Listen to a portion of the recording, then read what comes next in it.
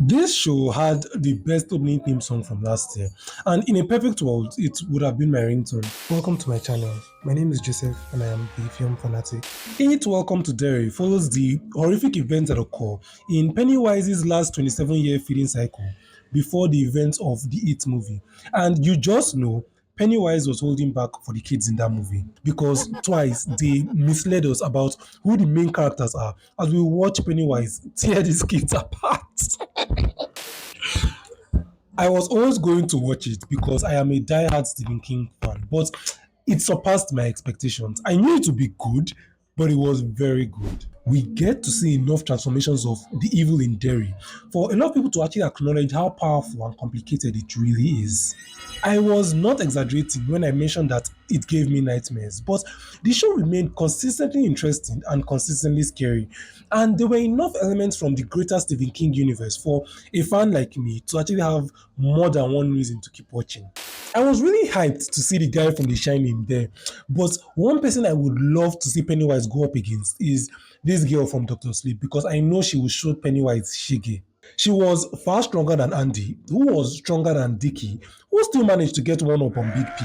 During December, a lot of people online were saying, Erica from Stranger Things versus Pennywise, and it's cute, but let's be real.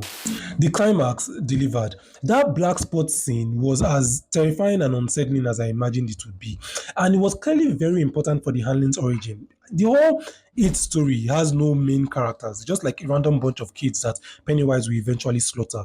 But if I had to pick a family that the team was usually centered around, it will arguably be the Hanlons. This show gives wonderful insight on the evil in Derry and how that town is actually the worst place to live because the people are complicit in what is going on. Don't trust anybody. It is not that hard. But yet, there are obvious traps that these niggas will just walk into. See, when I saw this boy, I called it immediately. Another good thing is that this show was very honest to the books, even when they created new storylines, because there was a lot of underage drug use and senseless decisions that will make any reasonable adult raise an eyebrow. And I genuinely believe this is why kids in horror are a new trend because horror thrives when the audience can feel fear and dread.